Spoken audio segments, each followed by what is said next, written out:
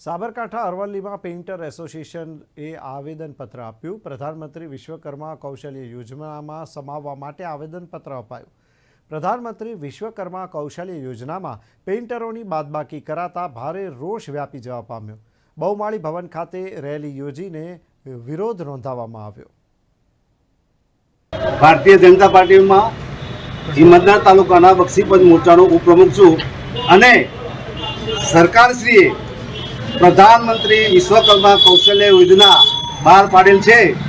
તેમાં 18 કામદારોનો સમાવેશ થયેલ છે। તેમાં મારા પેન્ટર ભાઈઓનો સમાવેશ થયેલ નથી।